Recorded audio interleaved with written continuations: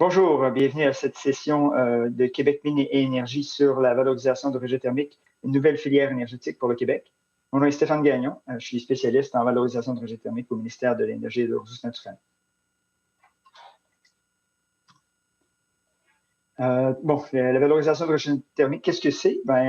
C'est en droite ligne là, de l'économie circulaire. Donc, on parle de valoriser un rejet, soit la chaleur, afin de réduire les besoins en ressources, soit les combustibles ou l'électricité.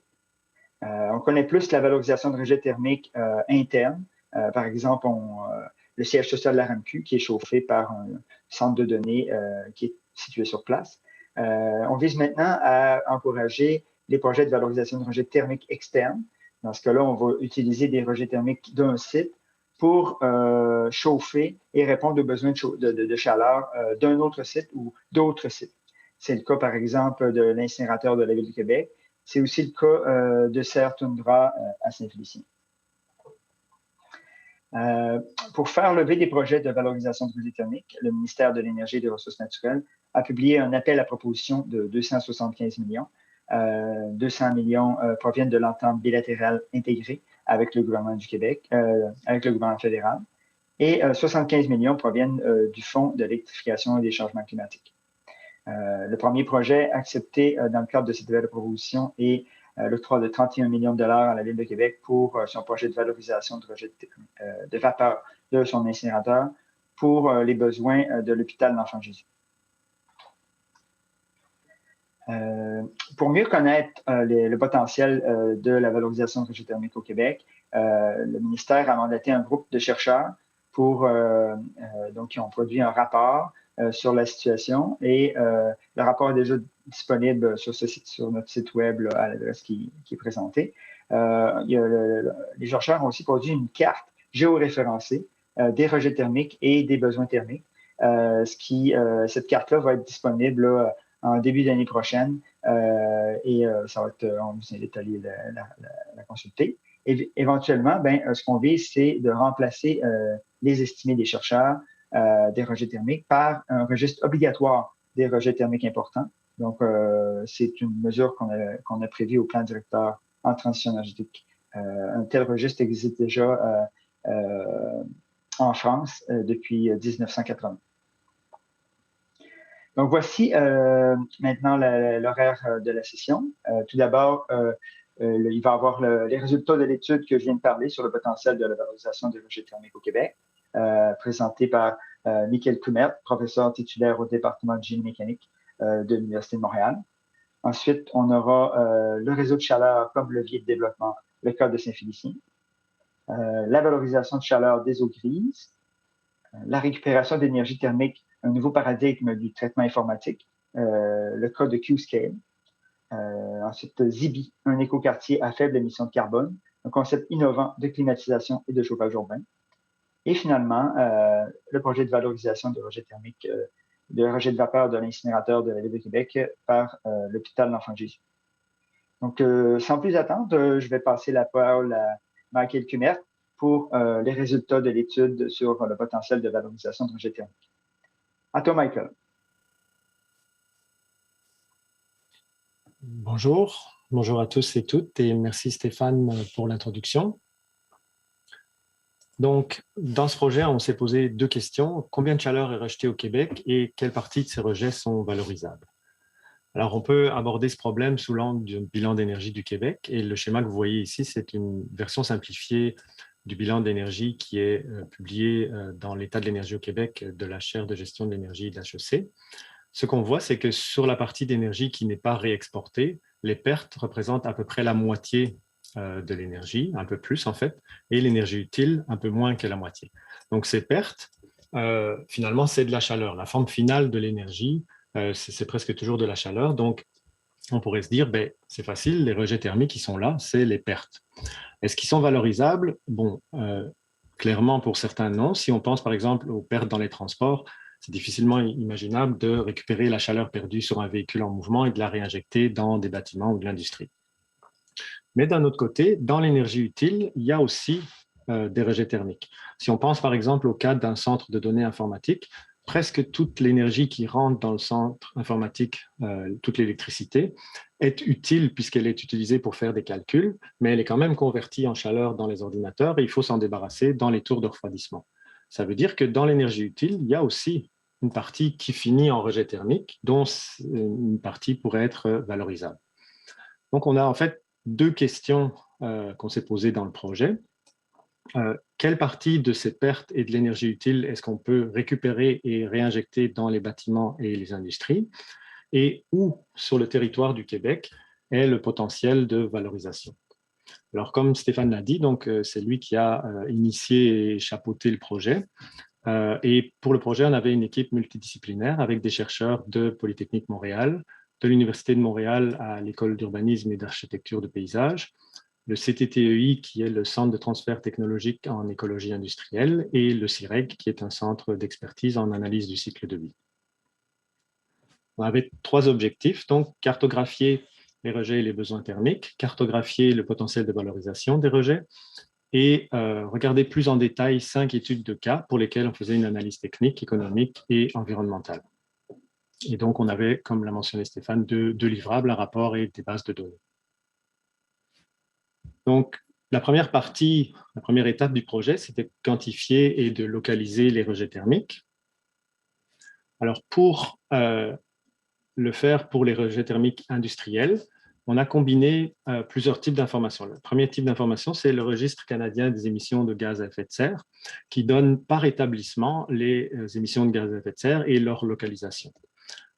Ça nous donne les GES. Maintenant, il y a aussi des bases de données au niveau du Canada et de la province qui donnent par type d'industrie des bilans des consommations d'énergie et des émissions de GES. Donc ça nous donne un lien entre les GES, les gaz à effet de serre, et l'énergie entrante dans les industries.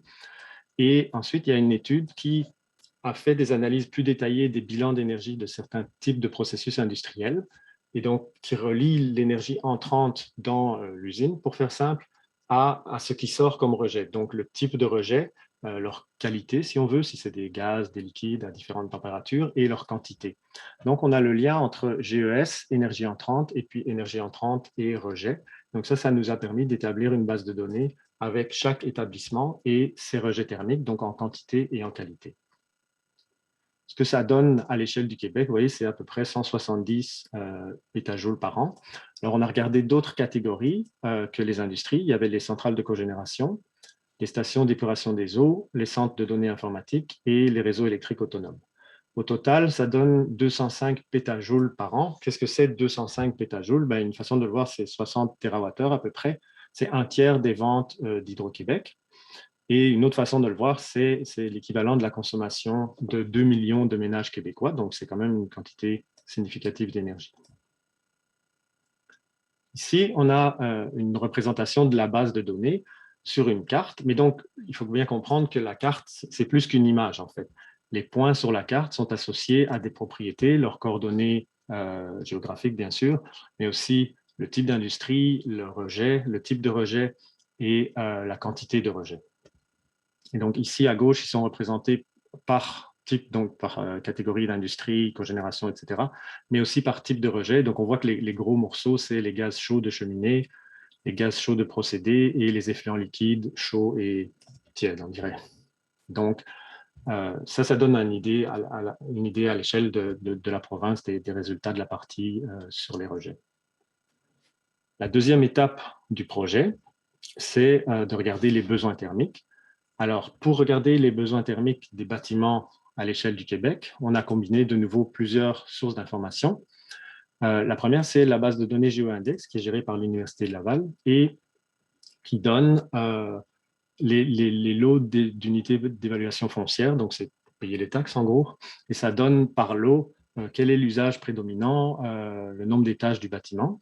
Et on a combiné ça à une base de données ouverte de Microsoft qui représente les empreintes au sol, donc la forme au sol des bâtiments, avec leur géolocalisation, bien sûr.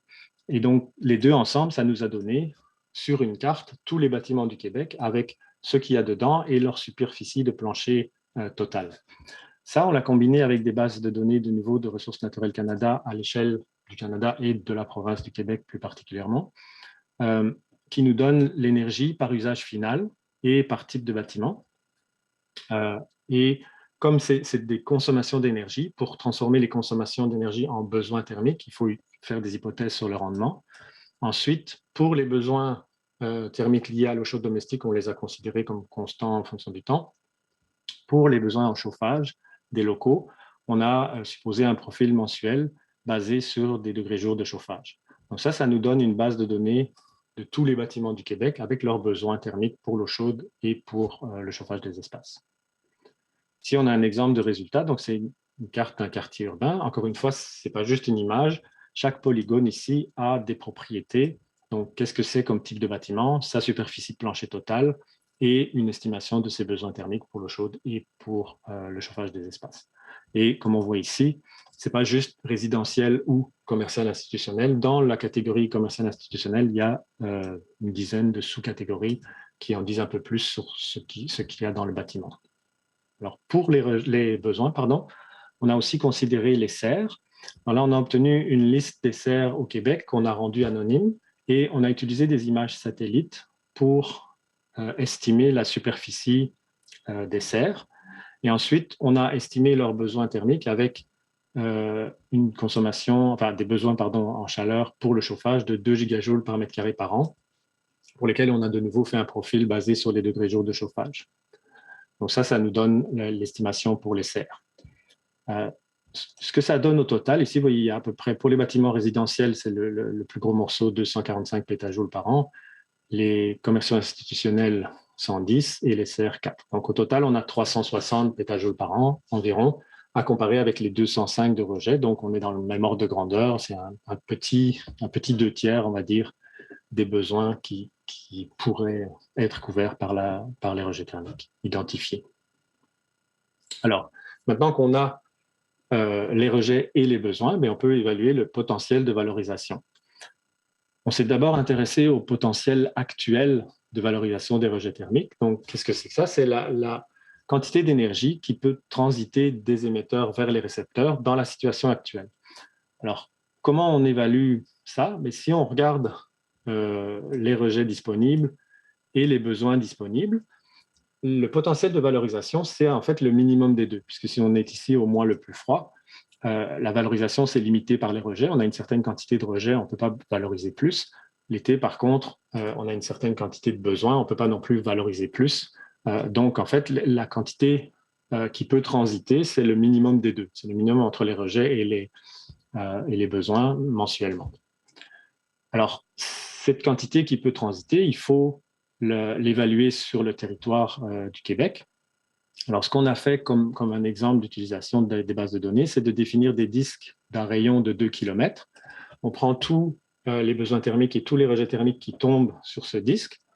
On regarde la quantité d'énergie qui peut transiter entre les émetteurs et les récepteurs, et ça donne des pétajoules par an ou des gigajoules par an qui sont valorisables, et on les affecte au centre du disque. Ensuite, on répète l'analyse en déplaçant le disque, et on a déplacé ce disque sur des mailles de 250 mètres de dimension pour tout le Québec. Donc, ce que ça donne, finalement, la maille devient un pixel qui a une certaine densité de potentiel de valorisation de rejet thermique qui représente les disques. C'est un exemple d'analyse. Avec les bases de données d'origine, on peut refaire l'analyse avec d'autres rayons pour les disques, d'autres maillages et peut-être même d'autres techniques d'évaluation. Une autre utilisation des bases de données qui est peut-être même plus intéressante, c'est de regarder finalement juste la base de données des besoins et juste celle des rejets. Donc, si on regarde celle des rejets, si on a une zone où il y a beaucoup de rejets disponibles mais pas beaucoup de besoins, et ce serait une zone où il serait intéressant d'attirer des bâtiments qui ont besoin de beaucoup de chaleur, comme par exemple des serres. À l'inverse, si on a une zone où il y a beaucoup de besoins mais pas beaucoup de rejets, on pourrait essayer d'attirer des bâtiments ou des activités qui rejettent de la chaleur, comme par exemple un centre de données. Donc finalement, l'intérêt des bases de données, c'est de les combiner avec d'autres bases géoréférencées, par exemple le zonage ou des plans de développement au niveau provincial ou municipal. Alors, je n'ai pas le temps de rentrer en détail dans les études de cas ici, mais je vais essayer de vous décrire rapidement ce qu'on a fait dedans. Donc, l'objectif, c'était de faire, une analyse technique, donc de voir techniquement comment la chaleur peut passer de l'émetteur au récepteur, comment elle peut être valorisée. Ensuite, une analyse économique, coût de capital, coût d'exploitation et les subventions disponibles. Comme Stéphane l'a mentionné, il y a un appel à proposition qui change pas mal la donne au niveau économique en rendant la valorisation plus intéressante. Et enfin, on voulait faire une analyse environnementale, donc analyse de cycle de vie et gaz à effet de serre évité. Donc, les études de cas sont décrites dans le rapport qui, comme Stéphane l'a dit, est disponible sur le site du ministère. Si on regarde les émetteurs qu'il y avait, c'était une usine de carton, une fonderie, une usine de cogénération, une fabrique de charbon de bois, une usine de papier. Et les récepteurs, c'est des serres, parc industriel et agrothermique, et un quartier urbain. Donc, il y a une bonne, à travers les 5 études de cas, il y a une bonne couverture des cas de figure qu'on peut trouver. Alors, avant de conclure, je voulais vous parler de quelques limites de l'étude, bien sûr. On a dû faire des hypothèses en traitant les données qu'on a trouvées. L'hypothèse qui est peut-être la plus apparente, c'est la simplification du profil temporel. Pour les rejets, on a supposé qu'ils étaient constants en fonction du temps, donc mensuellement. Pour le chauffage des espaces, on a supposé un profil mensuel basé sur les degrés jours de chauffage. Donc ça, c'est une hypothèse qui pourrait être raffinée dans des analyses ultérieures. Une autre limite, c'est en fait la disposition des données. Donc, on n'a pas forcément trouvé des données fiables sur tout. Et ça me permet d'embrayer vers des perspectives d'évolution, puisqu'on a voulu les bases de données évolutives. Et comme Stéphane l'a mentionné, il y a pour le moment, au niveau du Québec et de certaines municipalités, des processus de divulgation, qui soient obligatoires ou volontaires, qui se mettent en place. Donc, quand ces processus seront mis en place, on pourra améliorer les bases de données, à la fois leur couverture et puis la fiabilité des données. Donc, on pourra valider les données qu'il y a dedans et remplacer les données de rejet et de besoin par des vraies données, finalement, plutôt que des estimations. Donc, en résumé, ce qu'on a produit, c'est une base de données avec les rejets thermiques à l'échelle du Québec, donc qui est représentée ici comme une carte, mais encore une fois, c'est plus qu'une carte, il y a des propriétés derrière les petits points sur la carte. Une base de données avec les besoins thermiques, donc il y a tous les bâtiments du Québec et les serres qu'on a identifiés, et une cartographie du potentiel actuel avec certaines hypothèses d'analyse que j'ai mentionnées, les disques de 2 km et les mailles de 250 mètres.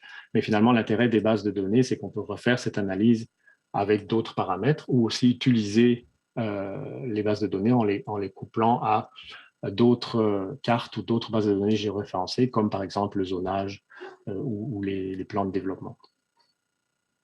Et on a produit donc 2 livrables, si on veut, le rapport et la série de bases de données et de cartographie. Voilà, merci pour votre attention. Ça me fera plaisir de répondre à des questions et je suis sûr que Stéphane sera là pour m'aider si les questions le concernent.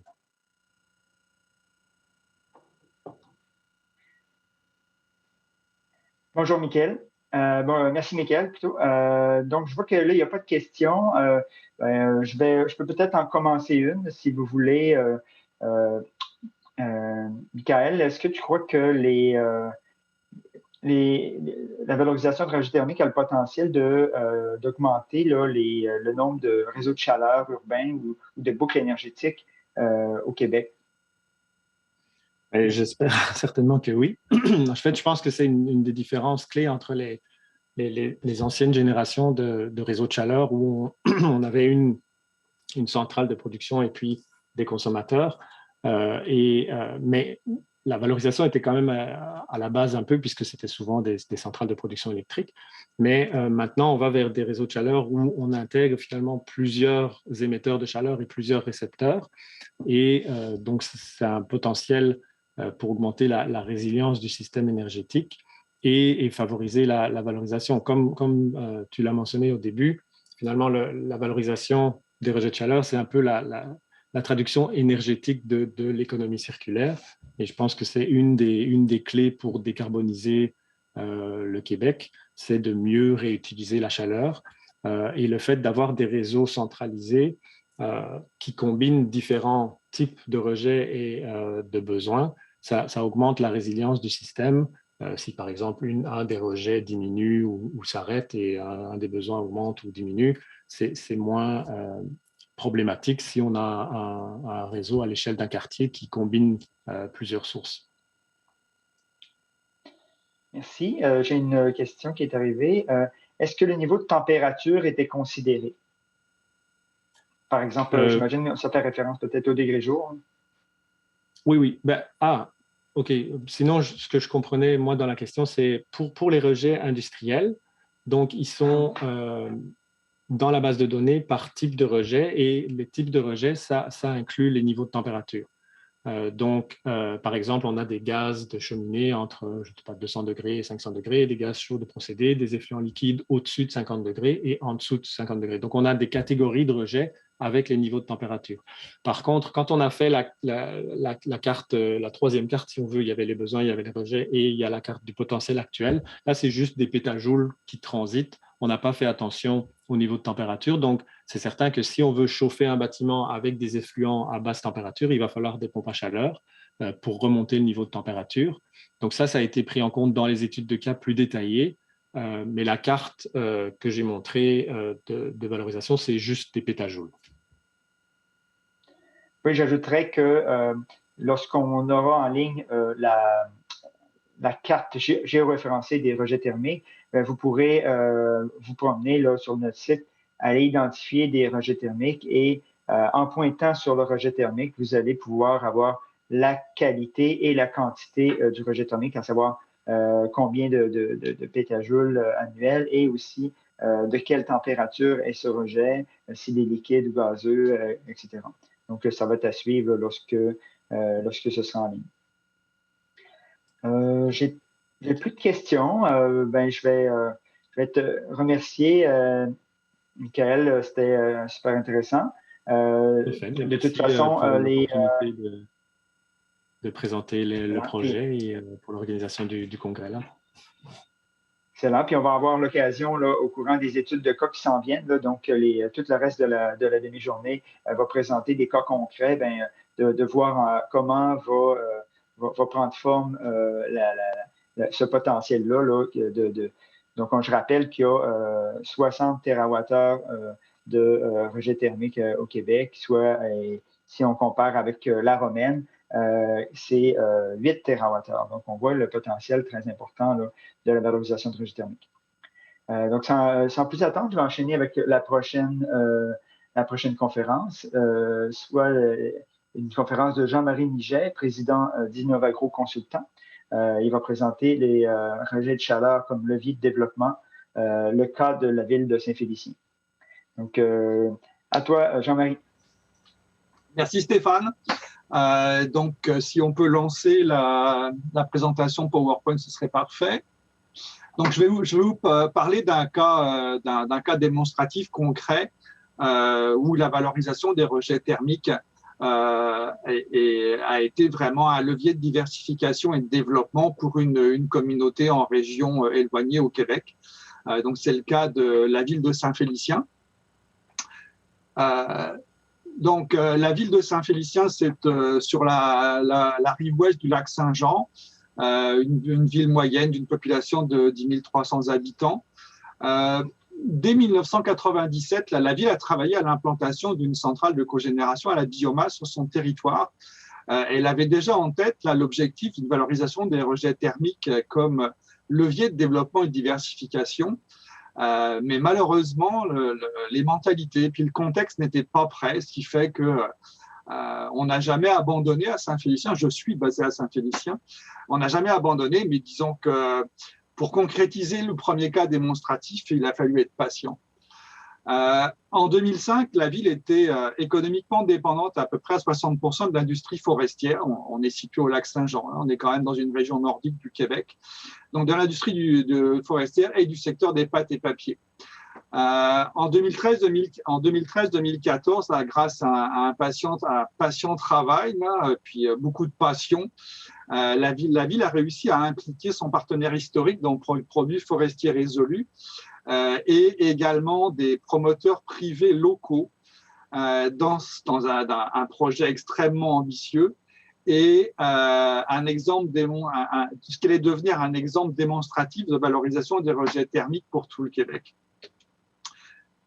Le partenaire historique Produits forestiers résolus dans la région a de nombreuses unités industrielles, des scieries, etc. À Saint-Félicien, donc produit forestier résolu à une usine Kraft, donc qui produit 369 000 tonnes par an de pâte Kraft blanchie. Il y a près de 140 employés dans cette usine. Et cette usine, pour couvrir ses besoins en vapeur, a une centrale de cogénération avec une puissance installée nette de 43 mégawatts électriques. Donc, cette usine génère des rejets thermiques industriels en quantité assez importante. La ville a travaillé, mis beaucoup de passion pour mettre en place un partenariat transversal innovateur qu'elle a toujours vu comme un moteur de développement. Bon, elle avait travaillé plusieurs années, puis j'ai toujours été dans ces dossiers-là, avec la première centrale de cogénération dont elle a travaillé à l'implantation en 1982 puis 1997. Dans l'évolution, finalement, ce projet s'est concrétisé avec Produits forestiers résolus pour diverses raisons, que je ne développerai pas ce matin. Et donc, en fait, ce partenariat transversal innovateur a été mis en place entre un organisme municipal, la ville de Saint-Félicien, un acteur majeur industriel qui est Produits forestiers résolus, et un groupe de promoteurs privés locaux qui se sont impliqués dans l'émergence d'un complexe séricole intensif commercial de haute technologie. Donc, l'objectif de la ville, c'était vraiment d'aller vers une diversification économique durable par l'implantation de conditions optimales à la pérennité et à la compétitivité de nouvelles entreprises du secteur agroalimentaire.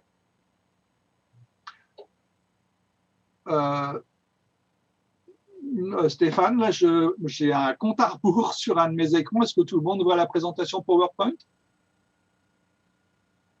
Oui. OK. La ville a eu on n'était pas dans le contexte qu'on a aujourd'hui où effectivement la valorisation des rejets thermiques est devenue un incontournable là, en termes d'efficacité énergétique, de décarbonation, etc., etc. Là, au milieu, vers les années 2013, 2014, 2015, là, c'était encore quelque chose qui était un peu science-fiction, il faut le dire. Là, il n'y avait pas grand monde qui y croyait là, dans les milieux économiques et dans les milieux politiques. Donc, la ville a eu de nombreux défis à relever. D'abord, des défis techniques, parce que on se lançait dans un partenariat municipal industriel, mais pour du concret, là, pas juste des réflexions. Là, on se lançait dans un véritable projet industriel à construire. Il y a eu des défis légaux et administratifs parce que à l'époque, la ville s'engageait dans un volet énergétique, ce qui n'était pas forcément prévu dans la loi sur les cités et villes. Donc, il y a eu tout un travail administratif à faire avec les paliers politiques. Il y a eu des défis politiques et communautaires aussi, de façon à ce que la communauté, les citoyens s'approprient le projet. Ça n'a pas été évident non plus, il y a eu beaucoup de communication.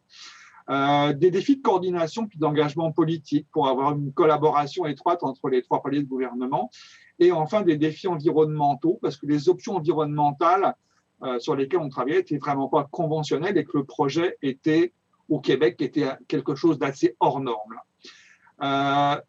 Grâce à autant à la passion, à l'énergie et à l'argent investi, ça a été un succès, non seulement pour l'équipe municipale, mais également pour les partenaires industriels et les partenaires d'affaires. Donc là, vous avez une vue d'ensemble prise en octobre 2016, donc à l'entrée en production du complexe séricole. Donc, le complexe séricole, vous le voyez ici, là, dans la partie inférieure de la photo. Là, c'est la phase 1 de Serre Toundra avec 8 hectares et demi de serre, soit 1 million de pieds carrés, avec le bâtiment technique. Au fond, vous avez l'usine Kraft de produits forestiers résolus. Donc, vous avez les différents infrastructures et services dans lesquels la ville a investi. Donc, ce qui est conventionnel pour une ville, c'est-à-dire l'aqueduc, la voirie, on la voit, je ne l'ai pas visualisé, mais il y a de la voirie, l'aqueduc et le captage et le traitement des eaux usées.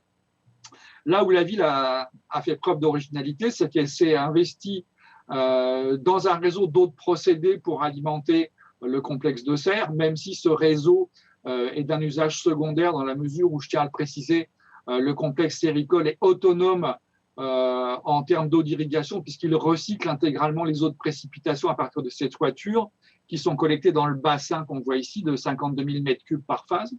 Et surtout, la ville a conçu, financé et construit un réseau de chaleur, donc entre la centrale de cogénération de l'usine Kraft et le point de livraison ici au poste de compensation pneumatique. À partir du point de livraison, l'eau chaude basse température est prise en charge par le complexe séricole. Ce partenariat transversal innovateur, ça a permis d'optimiser des ressources. Comme je le disais, la ville de Saint-Félicien a investi dans ce qu'elle fait habituellement, c'est-à-dire voirie, aqueduc, eaux usées dans les infrastructures d'accueil, mais également dans un volet qui était totalement innovant, c'est-à-dire un réseau de procédés et surtout un réseau d'eau chaude basse température. Résolu, lui, s'est investi également dans la mesure où il est devenu actionnaire du complexe séricole, de l'entreprise qui a monté le complexe séricole. Il a accordé le foncier à la ville de Saint-Félicien pour $1 symbolique. Il a donné accès à son eau de procédé à partir de sa conduite d'eau de procédé qui est par pompage dans la rivière à Chapmouchouane. Et il a mis gratuitement à disposition ses rejets thermiques, l'énergie thermique basse température. Je tiens quand même à noter que si vous voulez, l'eau de procédé et la fourniture d'énergie thermique basse température restent sous le contrôle intégral de Produits Forestiers Résolus. Le complexe séricole intensif commercial, lui, a investi significativement. Il a mis en place une production agro-industrielle qui est devenue très vite significative. Il a apporté à la municipalité et à la région une diversification économique qui est devenue phénoménale. Ça a créé de l'emploi direct, ça a créé de l'emploi indirect qui a permis à des entreprises locales et régionales de se consolider et de se développer. À titre d'information, la phase 1 que vous avez vue sur la photo aérienne a représenté un investissement de $40 millions. La phase 1 a produit à peu près 9 400 tonnes de concombres par an, soit à peu près 40% du marché québécois. Elle a créé 80 emplois directs et à peu près 150 emplois indirects, et elle a permis à des entreprises, électricité, plomberie, entreprises générales, génie civil, supervision d'ingénierie, etc., d'avoir des retombées économiques majeures lors de la construction de la phase 1. À l'heure où je vous parle, la phase 2 de 8 hectares et demi est déjà en production depuis 1 an, depuis novembre 2020, et la phase 3 de 8 hectares et demi également rentre en opération dans les semaines qui viennent. La phase 2 a permis la création de 60 emplois directs et la phase 3 le même effectif. Aujourd'hui, Sertundra tient 85% du marché du concombre au Québec. En 2014, 98% des concombres consommés au Québec étaient importés. Vous avez ici un schéma renseigné là un peu du réseau de chaleur où en fait, dans la partie basse, vous avez le réseau de refroidissement du condenseur de vapeur en extraction de turbine du turbogénérateur numéro 2 de Produits Forestiers Résolus, qui est un petit turbogénérateur de 3,3 MW de puissance nette. Donc en fait, je vais vous le faire brièvement, on a une boucle primaire qui est ici, donc dans les locaux de Produits Forestiers Résolus, qui est en dérivation sur la conduite d'eau chaude de refroidissement du condenseur qui va du condenseur autour de refroidissement.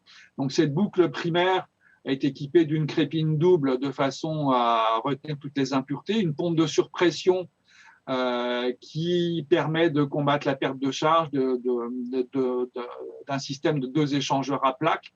Ces deux échangeurs à plaques transfèrent l'énergie de la boucle primaire vers la boucle secondaire qui, elle, part de la centrale de cogénération de Produits Forestiers Résolus, amène l'eau chaude basse température aux serres et les serres l'utilisent comme chauffage, source de chauffage complémentaire d'appoint au gaz naturel, et l'eau chaude revient refroidie donc vers les échangeurs à plaques pour être réchauffée à nouveau.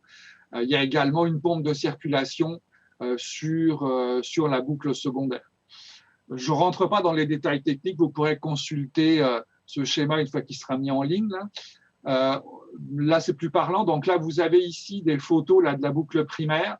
Donc ici, vous avez la canalisation qui va du système de refroidissement du condenseur autour de refroidissement avec la dérivation aller et retour, vanne modulante et vanne de sectionnement qui part alimenter les échangeurs à chaleur.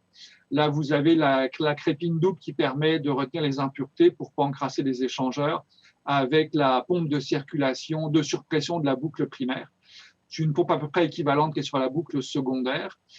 Donc ça, tous ces équipements-là, ce que vous voyez ici, sont dans les locaux de l'usine de produits forestiers résolus. Et vous avez dans les photos du bas la connexion donc des canalisations acier de la boucle secondaire avec les canalisations en fonte à joint Titan d'un diamètre de 400 mm qui partent vers le complexe séricole. Donc on a un débit, on a un transfert d'énergie maximal via les deux échangeurs qui est de 35 mégajoules par heure ou 33 millions de BTU. Comme je vous le disais, donc c'est connecté sur le turbogénérateur numéro 2 d'une puissance nette de 3,3 MW. Là, vous avez donc la boucle secondaire. Donc, on a dû avoir 2 fonçages directionnels pour passer sous une voie ferrée. Ça se fait très bien d'ailleurs. Donc, on a 2 canalisations en parallèle en fonte de 400 mm sur une boucle secondaire avec une branche allée de 1350 mètres, une branche retour également de 1350 mètres. L'eau chaude allée est à 43, en moyenne à 43 degrés Celsius. Elle revient à 30 degrés Celsius avec un débit maximal de 11 000 litres à la minute. La boucle secondaire, les tuyaux de fonte à joint Titan sont enterrés à 2 mètres de profondeur hors gel, sans isolation thermique. On a un matelas thermique qui s'est créé autour des canalisations et on a une perte sur 1350 mètres de la branche allée, une perte qui est inférieure à 0,5 degrés Celsius. Étant donné que le système de valorisation de l'eau chaude basse température dans les serres génère des importantes pertes de charge, il y avait un risque de cavitation de la pompe de circulation de la boucle secondaire. Donc, on a dû installer un poste de compensation pneumatique sur la canalisation retour. Donc, c'est le bâtiment que vous voyez ici à droite des serres. Donc là, vous avez la façade arrière des 1 million de pieds carrés de serre et le poste de compensation pneumatique. Donc, vous avez la vue intérieure du poste de compensation pneumatique ainsi que la canalisation aller, canalisation retour. Donc, on a installé un poste de compensation pneumatique plutôt qu'un poste de pompage de surpression parce qu'on ne disposait pas sur le site d'une alimentation électrique d'une puissance suffisante. Sinon, on serait allé sur un poste de pompage de surpression qui était moins cher, mais là, on n'avait pas le choix. Le PCP comprend également tout le système de backup de la boucle secondaire ainsi que des produits de traitement. Au niveau investissement, donc la boucle primaire a représenté en dollars 2016 un investissement de 1 700 000 $. La boucle secondaire, un investissement de 2 100 000 $ et le poste de compensation pneumatique, un investissement d'1 million de $. Donc, le réseau de chaleur au total a représenté un investissement de 4 800 000 $. L'enveloppe globale des infrastructures et services, donc eau chaude basse température, eau de procédé, puis voirie réseau distribution classique, a représenté un investissement global de 8 millions de $. Okay. Le réseau de chaleur a été subventionné par le programme Infrastructure Québec Municipalité à hauteur de 3,5 millions et la ville a investi en fonds propres 1,3 million uniquement pour le réseau de chaleur. Si je prends l'ensemble des infrastructures et des services d'accueil, le PIQM a subventionné 5,7 millions et la ville a investi 2,3 millions pour permettre à un complexe séricole intensif commercial qui aujourd'hui a 35 hectares de serre de s'implanter et de fonctionner dans des conditions les plus compétitives possibles. Aujourd'hui, on en est à peu près au niveau investissement industriel séricole, à peu près à un peu plus de 100 millions de $, avec 180 emplois directs. Les performances à pleine capacité du réseau municipal de chaleur au niveau énergétique, avec le débit maximum circulant et l'abaissement de température que je vous ai précisé, c'est de 9,7 MW thermiques. À pleine capacité, ce réseau de chaleur permet une réduction annuelle des émissions de gaz à effet de serre de 5 750 tonnes équivalent CO2, ce qui est quand même majeur. Et au niveau de ce que j'ai appelé les performances éco-financières, je l'ai évalué en termes de réduction annuelle des externalités qui correspondraient aux économies sur les coûts des impacts environnementaux du complexe séricole s'il fonctionnait à 100% sur le gaz naturel. Donc là, le fait qu'on réduise les émissions de gaz à effet de serre génère des réductions des externalités récurrentes annuelles de quasiment $1,2 million. Pourquoi s'arrêter là? Pour finir, là, je reviens à la fameuse centrale de cogénération qui a été finalement construite à l'entrée sud de la ville en 2001, qui est une cogénération à la biomasse d'une puissance nette de 23 mégawatts. Fait exceptionnel au Québec, la ville est propriétaire contractuellement de toute l'énergie thermique basse température qui est générée par cette centrale de cogénération, c'est-à-dire à peu près l'équivalent de 40 mégawatts thermiques, ce qui représente à peu près 12 millions de dollars annuels s'il fallait les produire en brûlant du gaz naturel. Et donc là, la ville ayant fait ses devoirs et démontré le réalisme technique, économique et administratif d'un réseau de chaleur municipal, nous travaillons tous en étroite collaboration avec Stéphane aussi pour la mise en place d'un deuxième réseau de chaleur à Saint-Félicien. Donc un réseau de chaleur qui va alimenter un parc agrothermique qui fait à peu près une trentaine d'hectares, où on va être capable d'amener à peu près 200 000 gigajoules thermiques par an, et un parc industriel thermique d'une quinzaine d'hectares pour le chauffage de bâtiments et de l'énergie de procédés agroalimentaires et industriels pour à peu près 7 700 gigajoules thermiques par an, ce qui va représenter à l'optimum une réduction de GES de 13 500 tonnes équivalent CO2 par an et une réduction des externalités des entreprises d'à peu près 2 600 000 par an. Donc, je peux vous dire qu'à Saint-Félicien, la valorisation des rejets thermiques, c'est bon, là, on maîtrise et on s'implique. Vous pouvez en découvrir plus sur les sites web qui sont affichés à l'écran, et si vous avez des questions, ça va me faire très plaisir d'y répondre.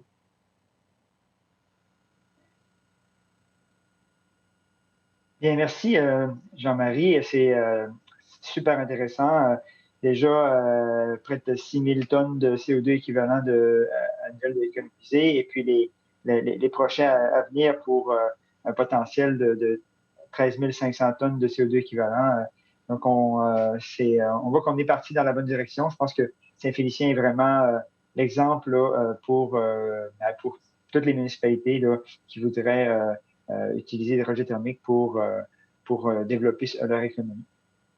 Oui, bon, d'ailleurs, juste pour terminer, oui. Stéphane, à ce titre-là, à l'époque où le maire était M. Gilles Potvin, il s'était engagé à ce que la ville de Saint-Félicien mette à disposition de toutes les municipalités du Québec l'expertise acquise et développée à Saint-Félicien justement pour développer des infrastructures de ce genre. Et la nouvelle administration municipale maintient cet engagement. Donc, si les municipalités au Québec veulent profiter justement de l'expérience de Saint-Félicien, la porte est ouverte. Ah, ce serait généreux. Donc, l'appel est lancé. Si dans votre municipalité, vous souhaitez développer un projet comme ça, puis avoir l'expérience de Saint-Félicien qui a passé par là et puis qui continue de développer même avec une deuxième phase, un nouveau projet. Donc, je vous invite à communiquer avec l'équipe de la municipalité de Saint-Félicien. J'ai une question. On me dit annuellement, quel pourcentage des rejets thermiques de la centrale de cogénération réussissez-vous à valoriser? Actuellement, sur la centrale de cogénération de produits forestiers résolus n'est pas une centrale monobloc. Il y a plusieurs turbogénérateurs qui sont en opération là. Nous, le réseau de chaleur est connecté sur le plus petit turbogénérateur de 3,3 MW, et donc à pleine capacité, on va valoriser 100% des rejets thermiques de ce turbogénérateur.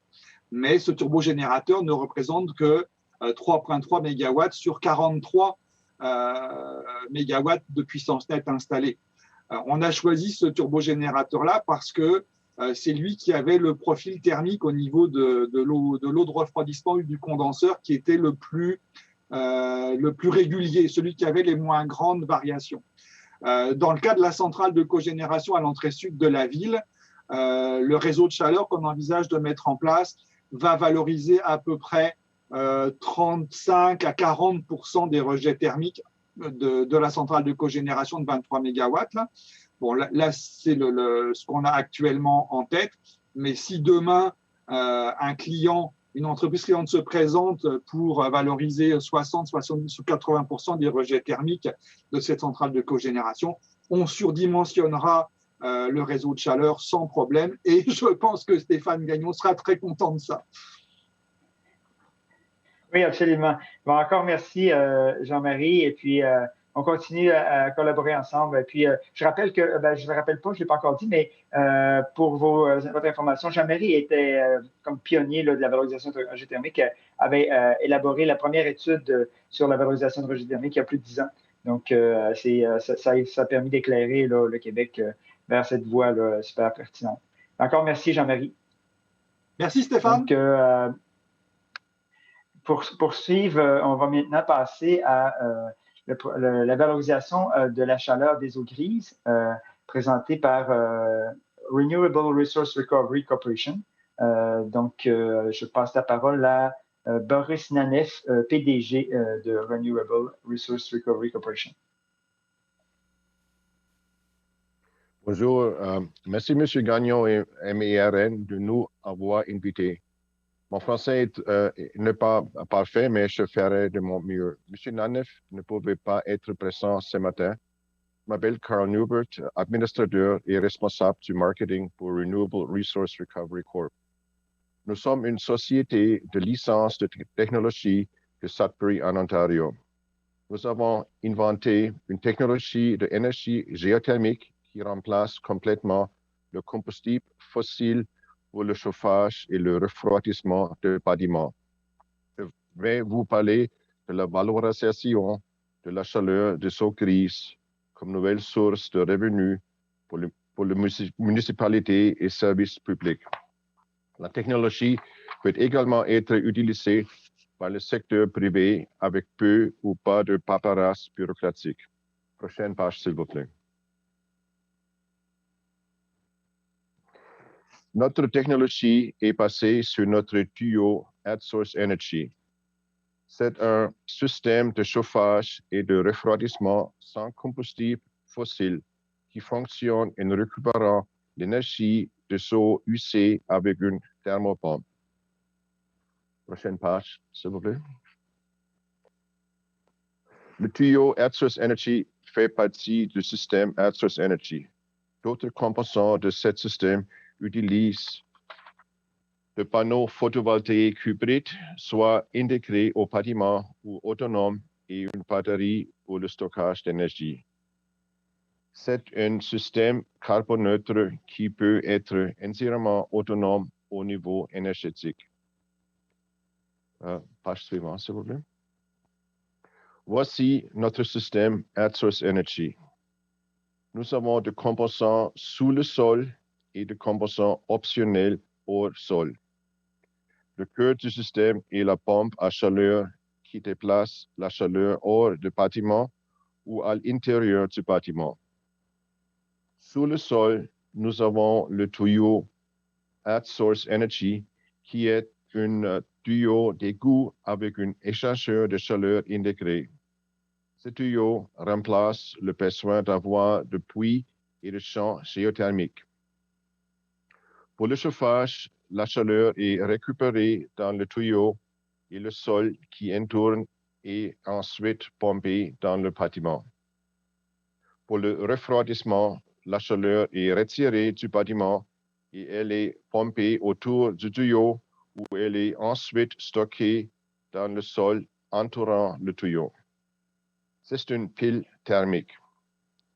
Le composant optionnel hors sol du système utilise le panneau hybride AdSource Energy pour générer à la fois la chaleur et de l'électricité.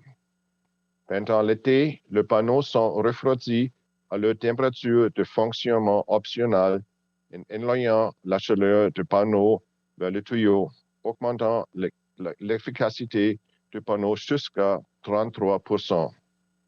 Pendant l'hiver, les panneaux sont chauffés pour empêcher la neige et la glace de s'accumuler. Cela permet la cogénération d'électricité toute l'année. L'électricité peut être autoconsommée ou stockée dans une batterie pour une utilisation ultérieure par exemple lors d'une panne de courant afin de permettre la résilience du système. Prochaine page, s'il vous plaît. Cette photo montre le tuyau avant qu'il soit connecté aux autres dans un lotissement à Sudbury. Suivant, s'il vous plaît. Ici, on voit le panneau hybride intégré dans un bâtiment. Les panneaux sont reliés au tuyau. Prochaine page. Cette image montre notre installation actuelle dans un complexe pour personnes âgées de 55 unités. Suivante. Le tuyau AdSource Energy remplace le combustible fossile, pas besoin de gazoduc. Il respecte les normes ANSI, CSA, IGS, HPA, C448. Le conduite d'égout contigu offre une opportunité pour le système énergétique de quartier. Il peut être combiné avec des puits ou champs géothermiques et est éligible au crédit vert et subventions. Au Québec, les administrations et organismes municipaux ou régionaux peuvent recevoir jusqu'à 73% de ce cours administratif du gouvernement fédéral et provincial. Et pour les organismes autochtones, cela peut aller jusqu'à 100%. S'il vous plaît, contactez M. Gagnon de MERN pour plus de détails. Prochaine page. Sans subvention, la période de récupération du coût en capital supplémentaire est courte, soit environ 7,5 ans contre 40 ans pour un gazoduc. Il n'y a aucun frais d'exploitation et aucun entretien requis pendant toute la durée de vie du tuyau, soit plus de 50 ans. Le échangeur de chaleur n'entre pas en contact avec les eaux usées et ne le traite pas. Prochaine page. Les municipalités et les services publics d'eau et d'eau usée peuvent devenir des fournisseurs de l'énergie et dire donc une nouvelle source de revenus provenant de la livraison d'énergie. Il y a également une possibilité de commercialiser la location de thermopompes. Prochaine page. Les anciennes entreprises énergétiques intermédiaires et en aval peuvent pénétrer dans l'espace de infrastructure de eaux usées et louer le conduit de retour aux municipalités et aux services publics d'approvisionnement et eau usée. Prochaine page. Le graphique sur la page suivante a été utilisé avec la permission de NYSERDA, l'agence de recherche et de développement énergétique de l'État de New York, avec laquelle nous coopérons. Les maisons individuelles ont leur propre puits au champ, alors que dans le style quartier, ils sont reliés par une boucle. Prochaine page. Pourquoi engager des frais pour le tuyau de raccordement supplémentaire? Prochaine page. L'espace disponible est limité. Le tuyau d'égout contigu du réseau municipal peut fonctionner comme un système de distribution.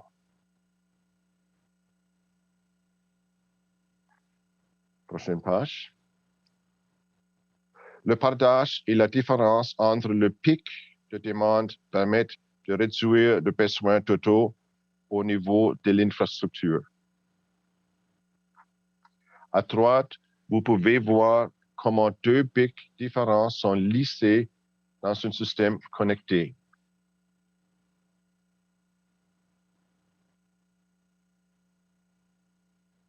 Prochaine page. Notre système a été présenté dans des magasins spécialisés et nous avons reçu un prix de l'innovation. Prochaine page. comment payer pour cela? La prochaine page. Une maison typique génère 7,5 tonnes de CO2 par an. Un tuyau dure 50 ans. Au cours de la durée de vie d'un tuyau, nous éliminons 375 tonnes d'émissions de carbone dioxyde. Prochaine page. La séquestration du carbone coûte actuellement $500 la tonne. Sur la durée de vie du tuyau, nous économisons 165 000 $ en coût de séquestration du carbone par maison. Prochaine page. La taxe sur le carbone au Canada passera à $50 la tonne l'année prochaine. Si le gouvernement transfère la taxe carbone des pollueurs aux propriétaires qui installent un système, 17,50 $ seront disponibles pour installer le système par maison. Outre les subventions mentionnées précédemment, l'infrastructure sera payée à partir de frais de livraison d'énergie et la taxe carbone payée pour installation. Aucun frais sur les impôts de contribuables. Les entreprises industrielles et commerciales qui souhaitent améliorer leur efficacité énergétique avec notre système peut être en mesure de faire payer l'installation grâce à un instrument financier unique disponible uniquement au Québec à ce moment. N'hésitez pas à nous contacter pour plus de renseignements. Merci de votre attention.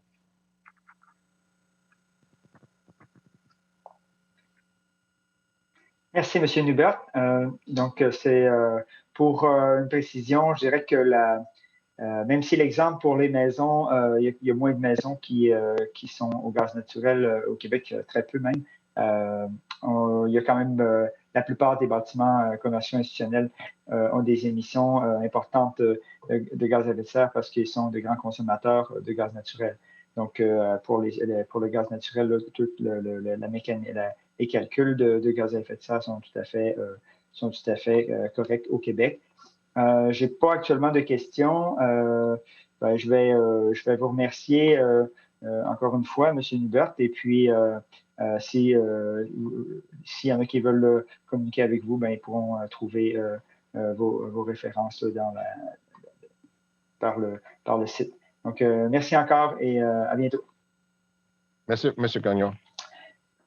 Donc, je vais passer la parole maintenant à Vincent Thibault, cofondateur de Qscale, qui va vous présenter le spectaculaire projet de récupération de chaleur des centres de données. Bon, la présentation, c'est la récupération d'énergie thermique, un nouveau paradigme du traitement informatique qui, je l'espère, va paver la voie à le traitement de données du futur. Donc, j'ai bien hâte de voir la présentation de M. Thibault. Donc, à vous, M. Thibault. Bonjour. Donc, j'espère que tout le monde va bien. Mon nom est Vincent Thibault, donc je suis le cofondateur de Qscale, qui est un projet pour une nouvelle génération de centres de données. Donc, pour la plupart des gens, les centres de données, qu'est-ce que ça fait? Ça stocke des données. Et là, avec l'avènement, bien entendu, de l'intelligence artificielle, de ce qu'on appelle le High Performance Computing, on a un changement, en fait, un peu de vocation pour certains centres qui deviennent maintenant spécialisés dans le traitement plutôt que dans le stockage de données. Donc, ce qui se produit avec le traitement plutôt que le stockage, c'est qu'on se met à consommer une quantité et une densité énergétique qui est beaucoup, beaucoup plus élevée que ce à quoi on pouvait assister dans le stockage. Et donc, dans notre équipe, en fait, qui est principalement formée d'anciens de chez 4 degrés, les centres de données 4 degrés sont parmi les plus importants au Canada. Et malheureusement, dans le design de 4 degrés, Bon, déjà à l'époque, c'était novateur. La technologie était en gros d'ouvrir les fenêtres pendant l'hiver. Et quand on réalise le nombre de mégawatts, donc pour vous donner une idée, le projet Qscale que vous voyez en ce moment à l'écran, les deux bâtiments vont consommer environ 100 mégawatts de puissance. Et on comprend donc que littéralement ouvrir les fenêtres pour ça et libérer 100 mégawatts de chaleur dans l'atmosphère en plein hiver, ce serait complètement ridicule.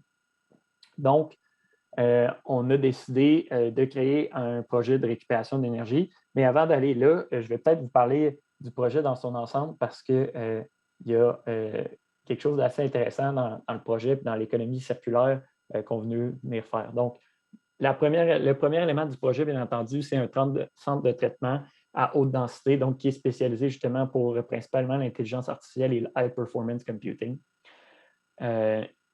En raison de ce design-là, on va utiliser une technologie de liquid cooling qui va nous permettre de faire la partie 2, qui est bien entendu le projet de valorisation des rejets thermiques, qui vont être principalement, dans le cas du campus Q01, des projets agricoles.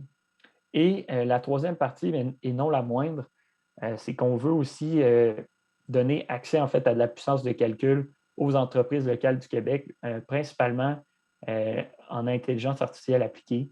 Et donc, l'objectif, c'est de développer une zone d'innovation en partenariat avec le gouvernement du Québec pour principalement là, la robotique intelligente qui va s'appliquer autant au niveau séricole que dans les entreprises manufacturières. Donc, si jamais il y en a d'entre vous que ça peut intéresser la zone d'innovation, n'hésitez pas à nous contacter à ce sujet-là.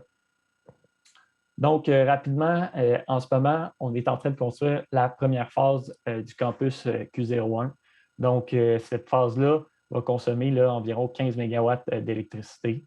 Et je ne me souviens plus, je pense que c'est lors de la première conférence, on expliquait en fait que les ordinateurs, c'est des gros radiateurs. Donc, 100% de l'électricité qui est consommée par un ordinateur est rejetée en chaleur. Et donc, l'objectif, c'est de venir avec notre système de récupération de refroidissement en fait au liquide et des échangeurs à plaques, on va être capable de venir récupérer cette chaleur-là. Et ce qui est intéressant, c'est qu'avec les nouveaux designs très haute densité des ordinateurs et même maintenant le immersion cooling, on est capable d'aller chercher des températures qui sont beaucoup plus intéressantes que ce qui était dans le passé. Donc, la qualité de la chaleur avec le water cooling est beaucoup plus importante que ce qui était fait dans le passé à partir du air cooling. Donc, on en a parlé des bâtiments comme la RAMQ ou à l'Université Laval qui étaient chauffés historiquement par l'air chaud, en fait, qui était produit par les ordinateurs. Cependant, ça ne scale pas au projet externe. Dans notre cas ici, on va être capable de venir faire ce qu'on appelle un low heat transfer network. Et donc, avec cette technologie-là, on est capable de transporter la chaleur sur plusieurs kilomètres. Donc, comme je vous l'expliquais, le projet là, de Qscale, ça va être 8 phases. À chaque phase, on va pouvoir développer un complexe de serres qui va être des serres de technologies multiples afin de nous permettre de maximiser la récupération de la chaleur tout au long de l'année. Donc, il y a des serres en verre qui vont être utilisables 12 mois par année et des serres en polyuréthane qui vont, elles, être utilisées seulement 9 mois par année. Et finalement, on va avoir des tunnels de petits fruits. Donc, en combinant tous ces éléments-là, c'est comme ça qu'on vient maximiser en fait le pourcentage de la charge utile qu'on est capable de venir récupérer et réutiliser avec une valeur intéressante. En plus de ça, on a comme objectif de permettre la revalorisation des terres agricoles avoisinantes. Donc, on sait qu'il y a beaucoup des terres qui sont laissées en jachère autour des villes dû au coût en fait de séchage du grain. Donc, l'objectif, ça va être de développer aussi un séchoir pour la biomasse agricole qui va utiliser l'eau chaude combinée, bien entendu, avec d'autres technologies pour rehausser un petit peu la température qu'on va avoir. Et finalement, bon, vous le savez, dans les serres, malgré le fait qu'on n'a pas nécessairement besoin de gaz naturel pour les chauffer, on a besoin d'émettre du CO2, d'augmenter le taux de CO2 dans la serre pour favoriser la croissance. Et donc, l'objectif, c'est de pouvoir produire ce biogaz sur place en installant un biodigesteur qui va être alimenté par des rebuts agricoles, mais aussi par la ville de Lévis. Et donc, c'est une autre des façons que nous avons trouvé de récupérer la chaleur sur l'année longue. Donc, ça, c'est pour notre projet de Lévis. On a aussi plusieurs autres projets dans les cartons. Et donc, l'objectif est de pouvoir aussi faire des projets plus diversifiés que ça. Donc, par exemple, un de nos autres projets qui est dans la grande région métropolitaine de Montréal, où on va avoir un projet de récupération des serres, bien avec des serres, mais on va avoir aussi un projet de récupération avec la ville pour des infrastructures municipales. Donc, la ville est en train de développer un parc aquatique et ce parc-là va pouvoir être chauffé à l'année longue par les infrastructures de Qscale. Pour donner une idée là, de ce que ça représente là, pour chaque phase du projet, là, on a une bonne idée ici. C'est 80 millions d'investissements, près de 10 000 tonnes de tomates. Juste pour vous donner une idée, là, on a 8 phases juste sur le site de Lévis. Et donc, ça représente quelque chose comme 150 000 tonnes de réduction annuelle de GES. Et il y a un autre aspect qui est extrêmement important pour nous et qui va permettre de faire ce projet-là puis de le rendre très intéressant. Donc, vous le savez, les géants du web, etc., tout le monde veut avancer vers le calcul vert. Et ce qu'il y a d'intéressant, c'est qu'une des grandes parties de la consommation énergétique d'un centre, c'est aussi le refroidissement. Donc, en été, l'objectif, c'est d'avoir une relation symbiotique dans laquelle le centre de données viendra chauffer les serres pendant l'hiver. Et durant l'été, on va pouvoir utiliser en fait l'approvisionnement en eau des serres pour venir refroidir le centre de données. Donc, il y aura vraiment un échange dans vraiment un esprit d'économie circulaire pour le chauffage et le refroidissement. Ça va nous éviter en fait d'utiliser ce qu'on appelle les chillers, là, donc des compresseurs pour le refroidissement durant l'été, puis ça va sauver une quantité importante d'énergie et donc de coûts pour nos clients. Ce qui va permettre en fait de pouvoir presque donner la chaleur. Il y aura un petit frais qui sera pour les frais de transport, etc., financer l'infrastructure. Mais l'objectif est de pouvoir donner la chaleur en échange de l'obtention des crédits carbone qui vont être générés par le déplacement en fait d'une alimentation au gaz à une alimentation par la récupération d'énergie. Donc, c'est vraiment une situation gagnant-gagnant où les clients de Qscale vont obtenir une efficacité plus grande sur l'électricité qu'ils consomment, vont pouvoir réutiliser la chaleur qui est produite par leur serveur pour alimenter les serres et finalement, ceux-ci vont même obtenir les crédits carbone, en fait, qui vont être produits par la récupération énergétique. Donc, c'est quelque chose de très important pour eux parce que je parlais récemment avec la personne qui était en charge chez CIBC de la décarbonisation et elle m'expliquait que pour le moment, il n'y a pas assez de crédits carbone sur la planète certifiés pour une entreprise de la taille comme Microsoft. Donc, on comprend que les Amazon, Google, etc., qui se sont tous engagés à devenir carboneutres vont avoir bien de la difficulté à acheter tous ces crédits-là. Donc, ici, j'ai quelques autres informations sur la zone d'innovation et d'intelligence artificielle, mais c'est un petit peu moins pertinent à notre rencontre ici. Et la partie qui est importante et pour laquelle je veux vous parler, c'est qu'on a une grande chance au Québec. On est l'un des meilleurs endroits au monde pour héberger des centres de données. Et on en a parlé tout à l'heure, les centres de données, 100% de la chaleur, en fait, qu'ils vont émettre peut être réutilisable. Donc, pour nous, c'est vraiment là, ça vers quoi la société québécoise doit se diriger.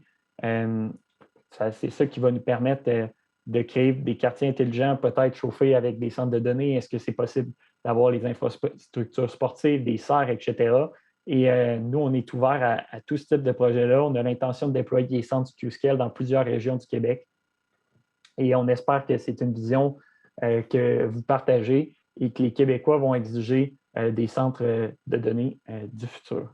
Donc, je vous laisse ici avec une petite photo de notre chantier et peut-être je passe la parole à Stéphane si jamais il y en a qui ont des questions. Oui, Vincent, est-ce que tu veux passer ton vidéo maintenant? Ou, Ah, effectivement, on peut peut-être passer la vidéo. Ouais, on peut passer la vidéo pendant que vous pensez à vos questions, s'il y en a. OK. Merci.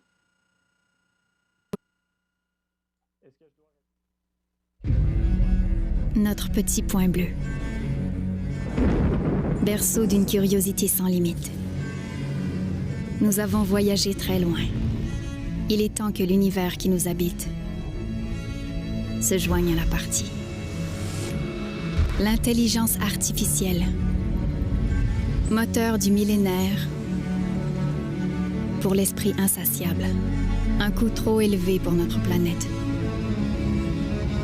Nous nous devons de continuer d'explorer, car c'est lorsque nous nous retrouvons au pied du mur que se manifeste notre créativité. De retour à la planche à dessin. Une équation révisée selon toutes les variables. Une recette repensée, considérant les contraintes.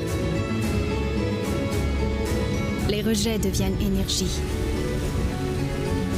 Les obstacles des tremplins. La rareté devient abondance. D'un code source à une ressource locale, en quête d'un monde renouvelable dont nos enfants seront fiers. Q-Scale, traitement informatique durable.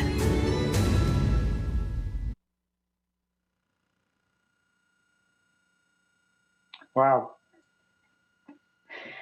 Quelle vidéo! Une larme aux yeux. Donc, j'ai une première question.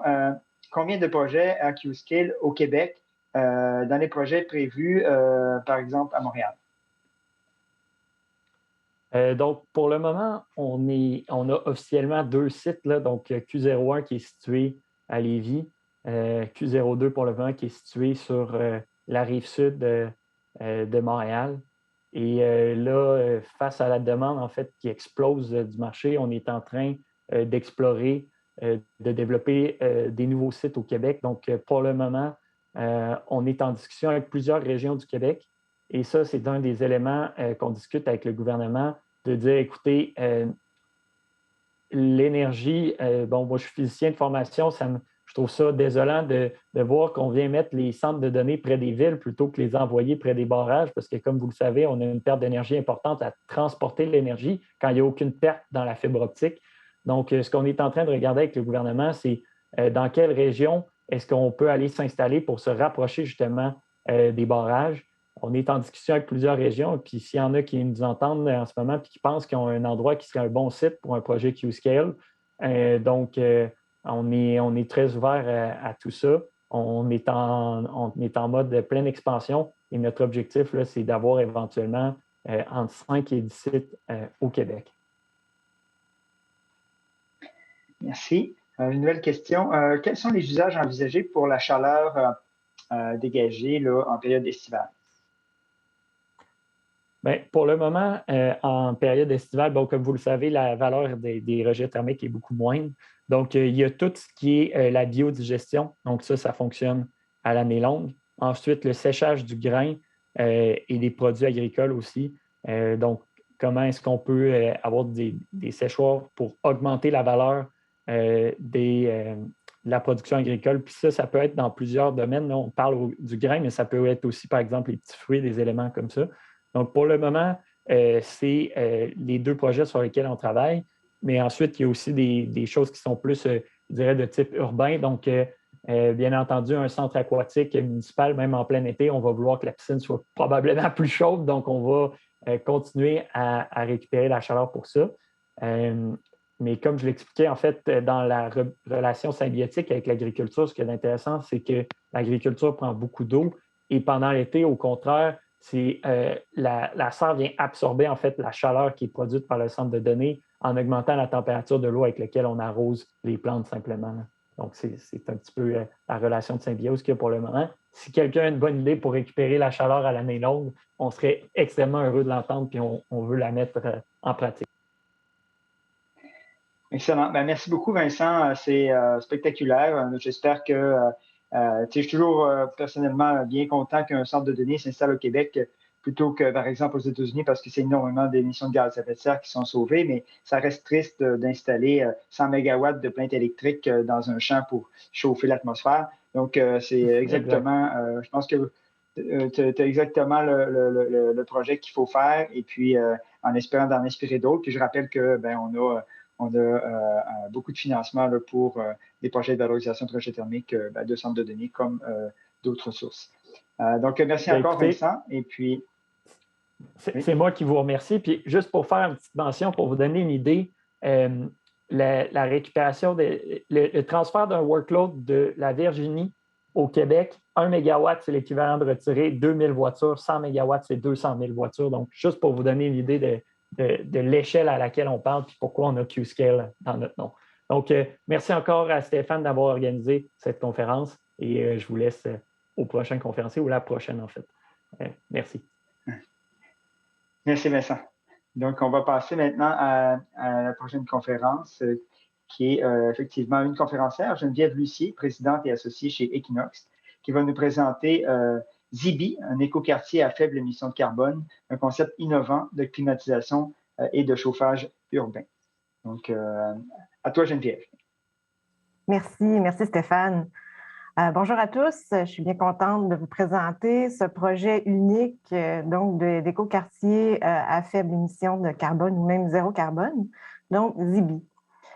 Qu'est-ce que Zibi? Donc, Zibi signifie... Oh, la setup ne bouge pas.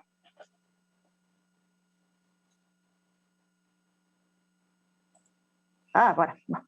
Zibi signifie rivière en algonquin. Donc, comme vous voyez sur la photo, le développement est situé sur la rivière des Outaouais entre Ottawa et Gatineau. Donc, c'est un nouveau développement résidentiel, commercial, donc à Gatineau, Ottawa. Donc, 4,3 millions de pieds carrés d'édifices qui seront construits dans les prochaines années. Il est divisé en deux secteurs. On a le secteur côté Québec et le secteur côté Ottawa. Et puis, c'est un développement qui s'engage donc selon One Planet Living, qui est un organisme là, qui comporte plusieurs facettes. Et nous, bien sûr, notre mandat ici, c'est d'avoir un écoquartier, donc zéro carbone. Présentement, il y a déjà 5 bâtiments de construits, dont la centrale thermique qui est sur le point d'être complétée. La chaleur excédentaire du quartier en été est rejetée dans la rivière. Et l'énergie zéro carbone du quartier provient de l'usine à papier tissu, donc située non loin de là, qui est l'usine Kruger. Donc, ma présentation portera surtout sur l'aspect technique là, de cette récupération de chaleur. Donc, sur cette photo ici, on voit que les deux développements, donc en vert, c'est le côté Québec, en bleu, le côté Ontario. À l'époque de la photo, on avait un seul bâtiment qu'on voit avec le toit blanc. Donc, ça date de quelques années déjà, cette photo-là. Et présentement, on est rendu à 5 bâtiments, incluant la centrale thermique.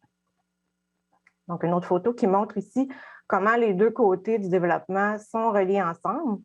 Donc, côté Québec, côté Ontario, reliés ensemble ici par la centrale thermique. Et on voit où est située l'usine de papier, donc non loin du développement, d'où provient toute la chaleur, en fait, pour le développement. Et on est situé presque assis sur un barrage hydroélectrique ici, donc d'où provient l'électricité pour le développement.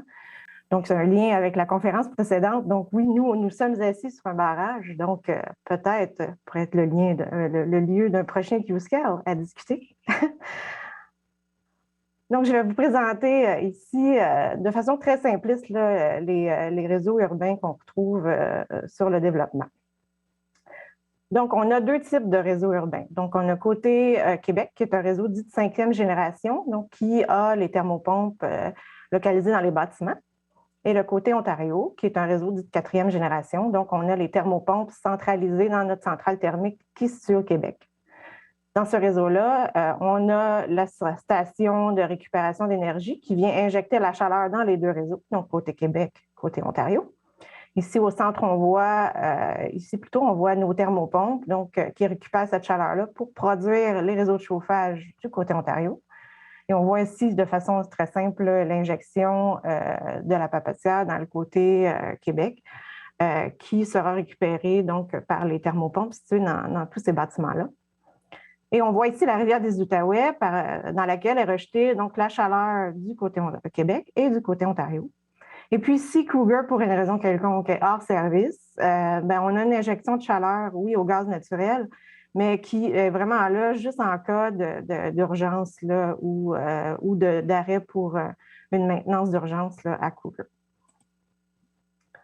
Donc, on va regarder un petit peu plus en détail le côté Québec. On a ici des échangeurs de chaleur pour l'été, donc dans lequel passe l'eau de la rivière et qui vient dans notre réseau d'eau mitigée, qui est utilisé par toutes les thermopompes dans les bâtiments. Donc, elles vont toutes rejeter leur chaleur dans ce réseau d'eau mitigée-là, qui est par la suite envoyé à la rivière. En hiver, c'est le contraire. Donc, on a ces thermopompes-là qui puisent la chaleur de notre station de récupération de Cougar. Et puis, c'est un réseau d'eau mitigée. Donc, le réseau est maintenu dans les alentours de 15 degrés Celsius et il refroidit aux alentours de 2 degrés Celsius l'hiver pour aller chercher le maximum d'énergie à Cougar. On verra le principe un petit peu plus tard dans la présentation. Et encore une fois, en mode urgence, on a de l'injection qui provient de nos chaudières. Côté Ontario, c'est un petit peu différent parce que ce qu'on voulait, c'est profiter de l'hydroélectricité du Québec, donc au coût aussi de production du Québec. Donc, les thermopompes sont situées dans le bâtiment, donc dans la centrale thermique située au Québec. Et c'est des tuyaux qui s'acheminent jusqu'au côté Ontario. Donc, il y a un pont qui traverse la rivière et il y a des tuyaux qui sont installés dessus. Ces tuyaux-là étaient déjà là à l'époque, donc c'est pourquoi le client a pu conserver ces tuyaux-là pour aller alimenter le côté de l'Ontario. Donc, on a 3 réseaux qui s'en vont en Ontario. Un réseau haute température, produite par des thermopompes ici, qui font de l'eau chaude aux alentours de 65 degrés Celsius pour aller faire l'eau chaude domestique. On a aussi un réseau basse température qui est représenté en pointillé ici, qui est aux alentours de 45 degrés Celsius. Donc, ça, c'est pour le chauffage de l'enveloppe, le chauffage de l'air neuf des bâtiments et le préchauffage de l'eau chaude domestique. Et en bleu, on a le réseau d'eau réfrigérée, donc aux alentours de 5 degrés Celsius l'été. Et il est fonctionnel tout l'hiver parce que l'idée aussi est d'aller récupérer la chaleur dans les bâtiments côté Ontario. Notamment, on va avoir un gros édifice à bureaux, lequel va être une source de chaleur aussi également, comme Cougar en hiver. Donc, le réseau d'eau glacée est actif à l'année. Donc, la chaleur est ramenée dans la centrale thermique, est récupérée par nos thermopompes, soit côté haute température, côté basse température, et retourner dans les bâtiments de l'Ontario. Et même, ça peut être retourné dans les bâtiments côté Québec également. Donc, on profite vraiment de toutes les sources de chaleur du réseau urbain pour l'amener où sont les besoins. On a des stations d'énergie à chaque bâtiment. Donc, on a des échangeurs à plaques à l'entrée de chaque bâtiment pour découpler le réseau urbain du réseau du bâtiment. Et pourquoi on a 2 réseaux? Parce que l'eau chaude domestique dans le réseau urbain représente à peu près 7 % de la charge. Donc, on ne voulait pas concevoir nos thermopompes entièrement à haute température et d'avoir des coefficients de performance bas. Parce quand on produit de l'eau chaude à haute température, le coefficient de performance peut baisser considérablement. Donc, on a voulu limiter la production d'eau chaude à haute température. Donc, et d'avoir des thermopompes de meilleure efficacité pour l'eau chaude basse température. Donc, on peut voir que notre COP pour les thermopompes à basse température est aux environs de 6 et celle haute température aux environs de 3. Maintenant, Cougar, comment on est allé récupérer cette chaleur-là dans le procédé? Donc, Cougar utilise de l'eau de rivière dans leur procédé de fabrication de papier. Et quand cette eau-là est utilisée, elle est dirigée vers ici un clarificateur qui est un gros bassin, duquel c'est un bassin qui précipite les solides au fond et l'eau ainsi débarrassée des solides est retournée donc à la rivière. Dans le procédé de Cougar, cette eau-là est retournée aux alentours de 22 degrés Celsius en moyenne en hiver. Et puis, on a un débit moyen de 2200 gallons par minute. Donc, on voit que c'est beaucoup d'énergie qui est rejetée en continu dans la rivière. Donc, l'idée était d'aller intercepter cette eau-là avant qu'elle soit dirigée à la rivière et de la refroidir là, par notre procédé, nous, à Zibi. Donc, il a fallu s'installer sur ce clarificateur-là. Donc, c'était assez particulier parce que c'est une usine qui est en production 24 heures sur 24, donc elle n'a pas beaucoup d'arrêts de service. Donc, il a fallu coordonner ces travaux-là avec l'arrêt de service. Donc, il y a un arrêt de service annuel. Donc, il a fallu coordonner ça avec eux. Ici, le principe, donc, on a installé une station donc, de récupération de chaleur avec des échangeurs à plaques, des pompes. Et l'idée est d'aller chercher l'eau du bassin du clarificateur, de la passer au travers des échangeurs à plaques. L'autre côté Zibi, ben, c'est de l'eau froide qui circule là, qui a été refroidie par nos thermopompes. Et après, ben, on retourne l'eau du clarificateur donc à la sortie qui s'en retourne à la rivière. Et ben, côté Zibi, ben, la chaleur récupérée est retournée à notre centrale thermique. Donc, on a fait ces travaux-là il y a maintenant 1 an. Donc, il y a eu un seul arrêt qui a duré 24 heures et on a procédé à l'installation de notre système dans le clarificateur. Et par la suite, ce qu'on voit ici sur l'image, cette centrale-là a été installée par la suite. Donc, ici, on va voir un peu le principe. En fait, c'est que dans la rigole sur le côté, c'est que l'eau, une fois qu'elle est clarifiée, ben, elle traverse dans la rigole et était acheminée, comme on voit ici, ensuite par la rivière. Donc, l'idée était de faire monter le niveau d'eau dans cette rigole pour qu'elle puisse passer à travers les nouveaux tuyaux qu'on mettait dans la paroi du clarificateur, donc passer à travers nos échangeurs à plaques et retourner ensuite au même endroit où elle a sorti pour aller à la rivière. Pourquoi on ne s'est pas raccordé directement sur le tuyau ici? C'est que c'est terriblement occupé dans le sol à cet endroit-là, donc ça venait très difficile d'aller intercepter ce tuyau-là. Et plus loin, il y a même une station de pompage dans laquelle il était pratiquement impossible d'aller installer du nouvel équipement. Donc, l'endroit le plus simple a été ici de s'installer directement dans le clarificateur et tout ça a été coordonné de façon très étroite avec Cougar pour être sûr que les opérateurs étaient d'accord avec les interventions qu'on faisait et surtout avec le principe là, de faire monter l'eau dans la rigole. Et ça devait être absolument robuste et qui pouvaient retourner à leur principe avant modification, en fait, comme si on n'avait pas fait de modification pour un cas d'urgence ou autre raison quelconque. Donc, j'aime toujours ça montrer l'image du clarificateur.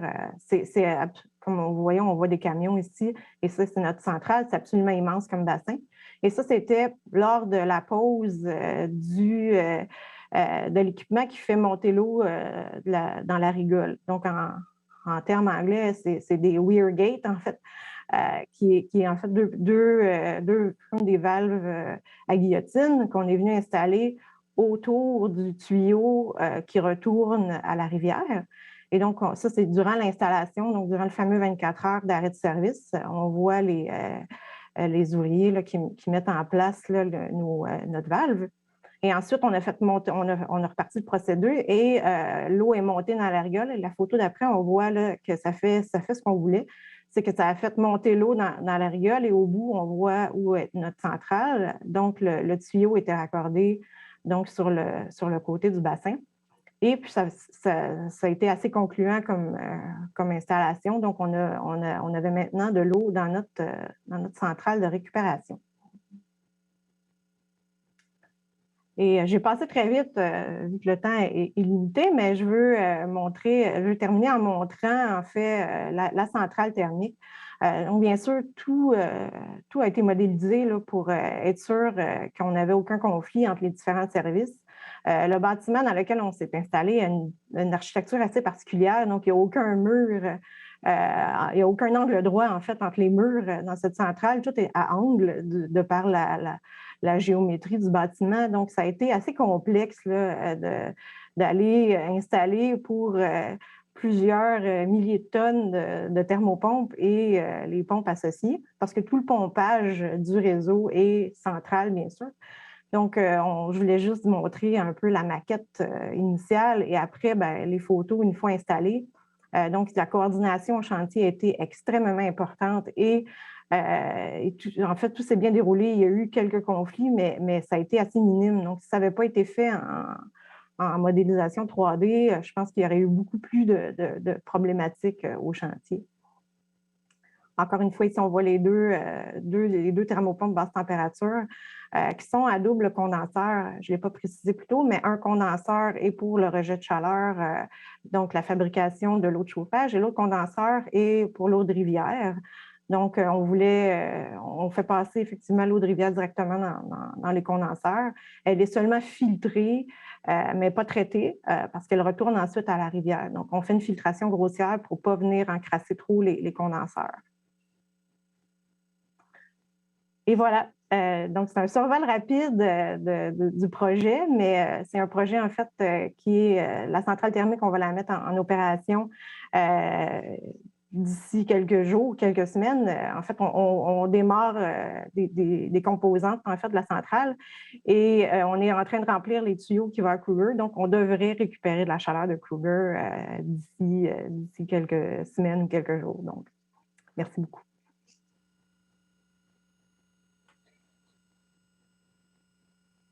Merci beaucoup, Geneviève. C'est très inspirant parce que, comme tout le monde le sait, il y a beaucoup de papetières au Québec. Donc, on peut facilement imaginer que des projets comme celui-ci pourraient se répéter un peu partout au Québec.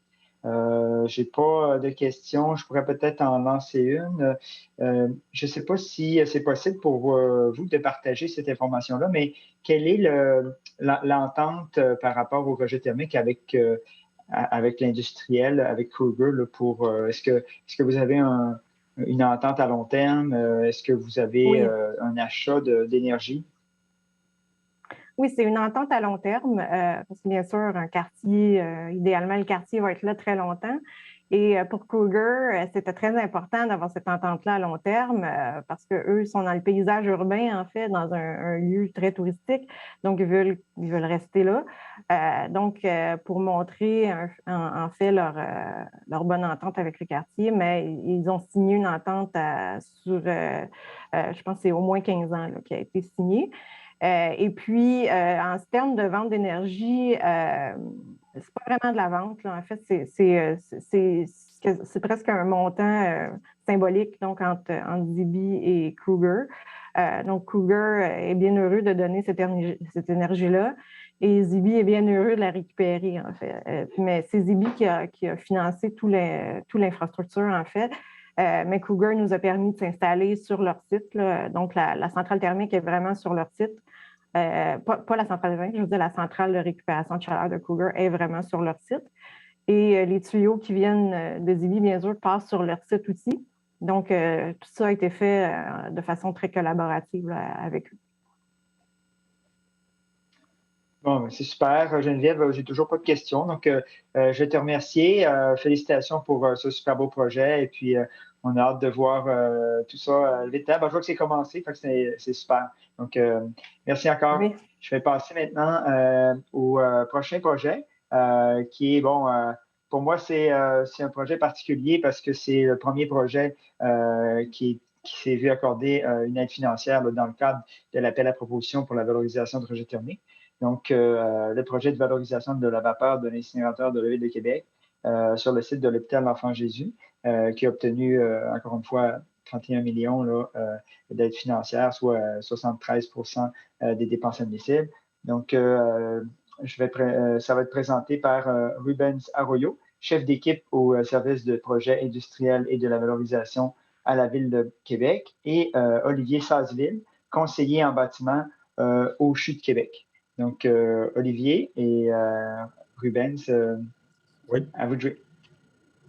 Bonjour, merci. Bonjour tout le monde. Bonjour tout le monde. Merci, M. Gagnon, de nous permettre de vous présenter notre beau projet ce matin. Donc, au niveau du plan de la présentation, ce qu'on vous propose pour les prochaines minutes, essentiellement, on va vous faire un petit descriptif là, du projet qui est actuellement sur la table. On va parcourir là, les bénéfices énergétiques là, qui sont envisagés au niveau du site de l'hôpital de l'Enfant-Jésus. On va vous entretenir là, sur les gains environnementaux là, qui découlent de notre projet. un bref historique du projet, là, donc du début, des premiers balbutiements du projet jusque là où on en est aujourd'hui. Et puis, on va aborder là, le volet toutes les démarches qui ont été faites là, pour récolter du financement là, pour le projet en question. Donc, au niveau de la description du projet, là, en fait, le concept initial là, à la base de ce projet-là, c'était vraiment d'établir un partenariat profitable à long terme là, qui vise finalement là, la construction d'une centrale de trigénération sur le site de l'hôpital de l'Enfant-Jésus. Tout ça en lien avec la construction du nouveau complexe hospitalier là, qui est en déploiement à l'heure actuelle. Donc, le but, c'était de réutiliser la vapeur excédentaire là, qui est produite à l'heure actuelle à l'incinérateur de Québec et qui est en bonne partie non valorisée. Donc, tout ça découle évidemment là, du processus de traitement des déchets. Donc, pour être en mesure de déployer ce projet-là, évidemment, là, on doit relier physiquement l'incinérateur de Québec au complexe de l'hôpital de l'Enfant-Jésus. Et puis, on envisage la construction de tuyauteries de vapeur et de retour de condensat entre l'incinérateur et le complexe hospitalier. Là. Tout ça représentant l'équivalent d'un petit peu plus de 2 km de conduites qui sont requis.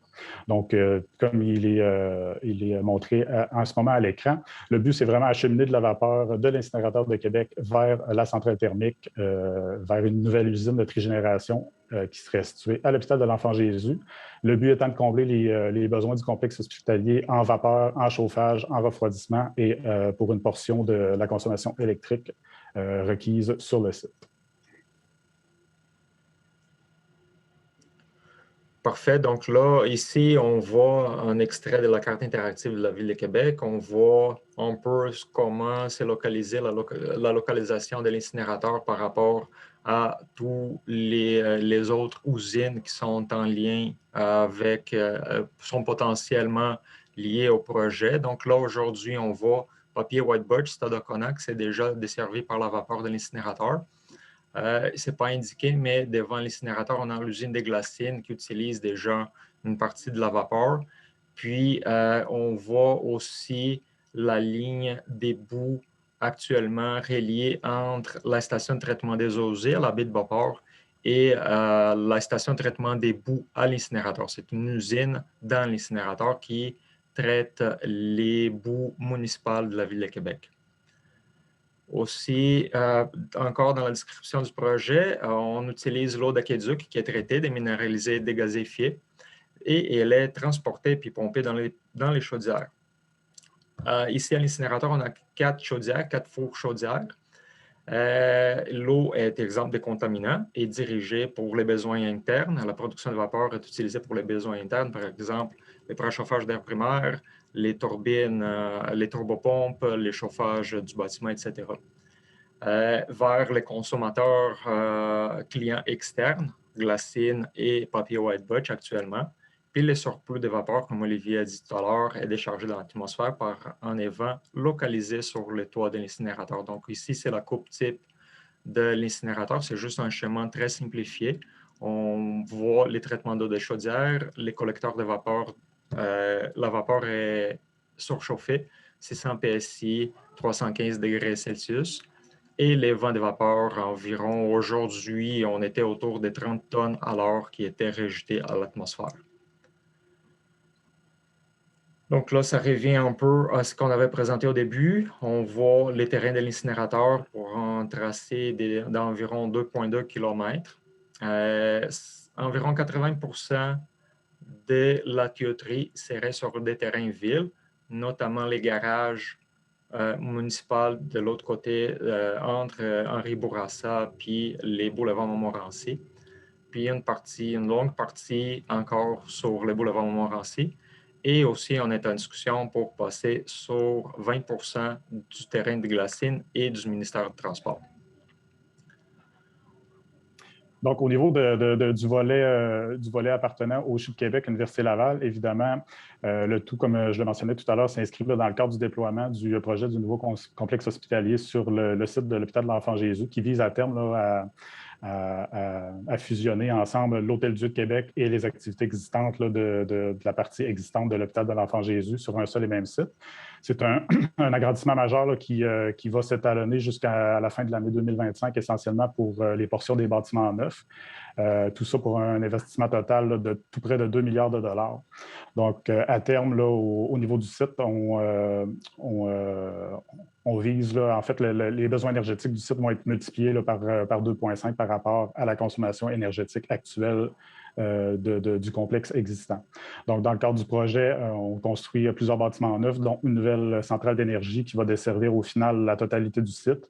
Un nouveau bâtiment que l'on appelle le ROCIC, donc un bâtiment de radio-oncologie et pour un centre intégré de cancérologie, un nouveau centre de recherche et un bâtiment de soins critiques qui va à terme abriter là, toutes les fonctions les plus critiques du centre hospitalier, dont pharmacie, les salles d'opération, la nouvelle urgence et l'équivalent de 350 chambres d'hospitalisation pour notre clientèle. Et puis, une fois ces nouveaux bâtiments érigés là, il y a une troisième phase au projet qui est prévue pour rénover une bonne partie de l'hôpital existant. Donc, au niveau de la solution retenue puis du projet en soi, donc à l'heure actuelle, la nouvelle centrale d'énergie qui a été construite là, pour les besoins finaux du projet essentiellement, on utilise des chaudières à l'eau chaude et des chaudières à vapeur qui opèrent soit au gaz naturel ou à l'huile pour la production de chauffage et des refroidisseurs électriques essentiellement là, pour la production d'eau refroidie pour combler les besoins en refroidissement du site. Il y a déjà une certaine portion de mesures d'efficacité énergétique qui ont été incluses, notamment la récupération de chaleur au niveau des refroidisseurs, récupération de chaleur au niveau des gaz d'évacuation sur les cheminées des chaudières. Et puis, le but vraiment du projet, c'est d'utiliser la vapeur résiduelle non actuellement valorisée au niveau de l'incinérateur de Québec dans le but de déployer une centrale de trigénération qui nous permettrait de combler les besoins en chaleur du complexe, les besoins en refroidissement et combler une portion de l'énergie électrique.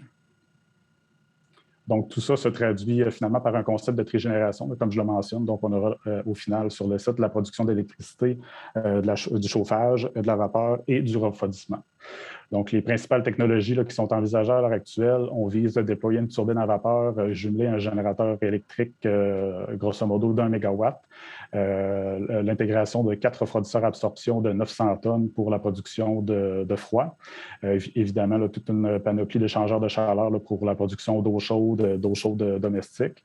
Et puis, évidemment, là, toute une série de pompes là, pour gérer tous ces fluides-là. Donc, au niveau du principe de la trigénération, on utilise la vapeur à haute pression à 600 livres qui nous serait acheminée de l'incinérateur que l'on turbinera. Donc, les rejets de la turbine au niveau de la vapeur moyenne pression vont être utilisés là, pour tous les besoins en vapeur du complexe, notamment l'unité de retraitement des dispositifs médicaux, la stérilisation communément appelée, les besoins de la cuisine, l'humidification, production d'eau chaude. Ensuite de ça, la vapeur résiduelle va pouvoir être utilisée en fonction de la saison, soit pour produire de la chaleur au niveau des réseaux de chauffage à moyenne et à basse température du complexe, ou en été, la production de froid là, via les refroidisseurs à absorption. Donc, au niveau des bénéfices énergétiques qui sont attendus là, pour le complexe hospitalier, on vise à combler essentiellement 100% des besoins en vapeur et de l'ordre de 98% des besoins en chauffage.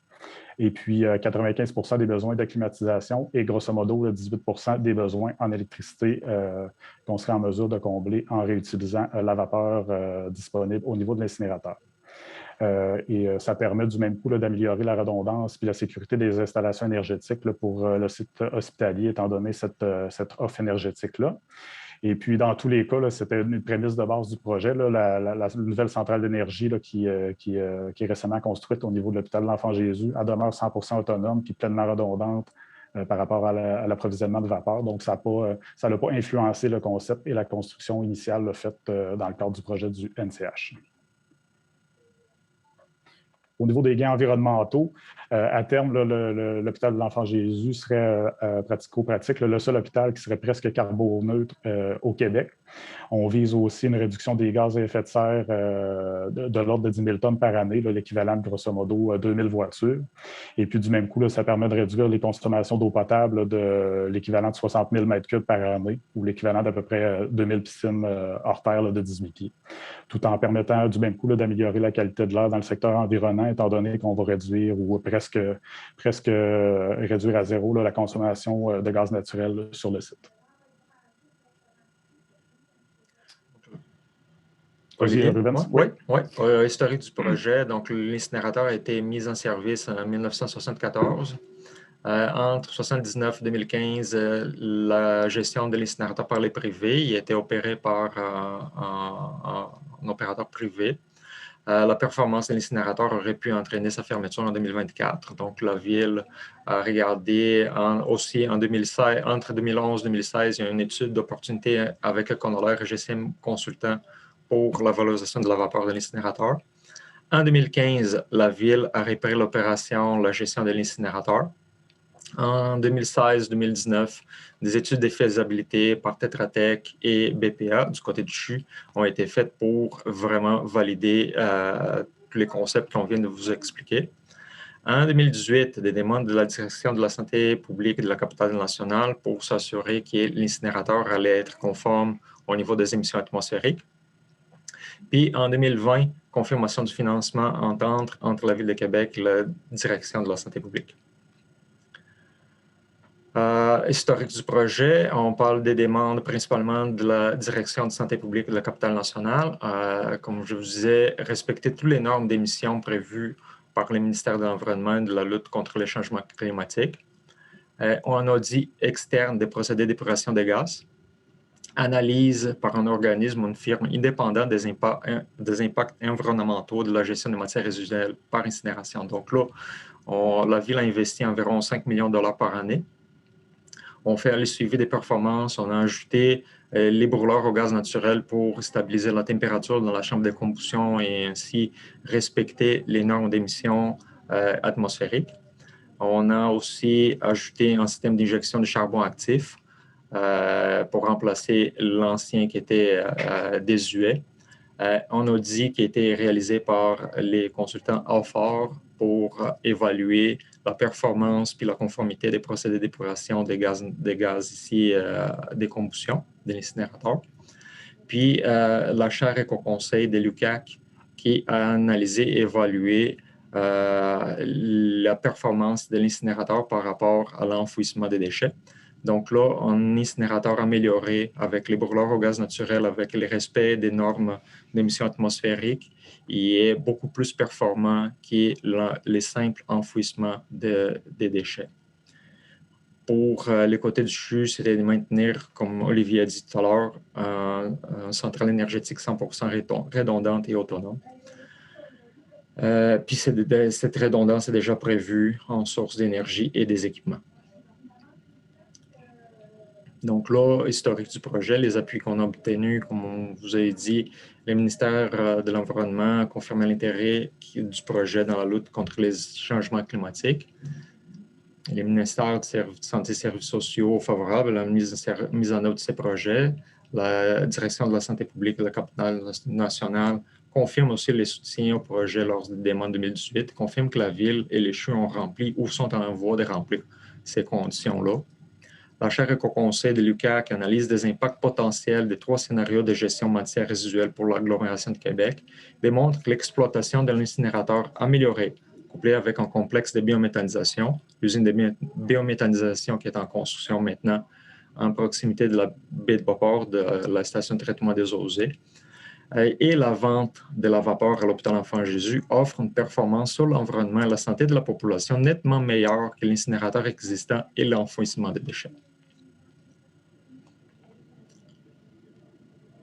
Pour ce qui est du financement, il y a un définancement de la part des fonds municipaux verts, de la Fédération canadienne des municipalités, Éco-Performance, puis avec Stéphane pour la transition énergétique Québec, appel de proposition valorisation d'énergie thermique qui est en cours. Donc là, le gouvernement du Québec subventionne ces projets-là à 33 %, le gouvernement du Canada à 40 %, puis la balance est assumée par la Ville de Québec. Pour les nouvelles opportunités, on regarde la possibilité d'envoyer cette énergie-là sous la forme d'eau chaude à haute pression. Donc là, il y a toute une étude qui est en cours. Puis, il y a des développements dans ce sens-là bientôt.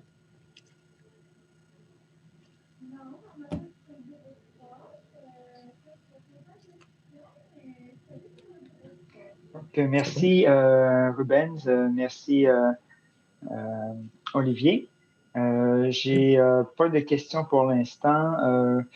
Je ne sais pas si je pourrais en avancer une. C'est quoi l'échéancier de réalisation du projet?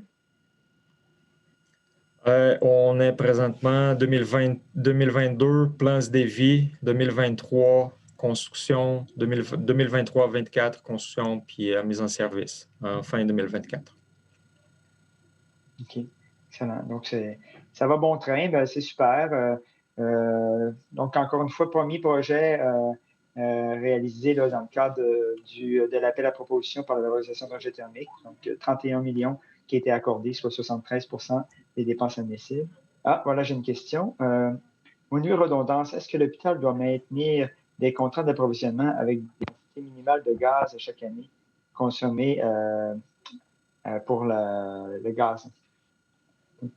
Est-ce que votre contrat, mettons, de l'hôpital vous oblige à consommer une certaine quantité de gaz, là, même si vous n'avez plus besoin? Alors, actuellement, non. On n'a pas ce genre de limitation, ce genre de clause-là au niveau de nos contrats d'approvisionnement en gaz. OK. Excellent. Donc, c'est réglé. On coupe le gaz. Non, on s'en garde pour la redondance. C'est parfait. Ben, écoutez, bravo. Très beau projet. Je vais maintenant conclure sur la session. Merci à vous deux. Et puis, pour ce qui est de la session dans son ensemble, je suis très satisfait de la première session de Québec Mines Énergie dédiée à la valorisation de rejets thermiques, mon sujet de prédilection. Je rappelle que le ministère de l'Énergie et des Ressources naturelles offre 275 millions pour réaliser des projets dans ce sens-là.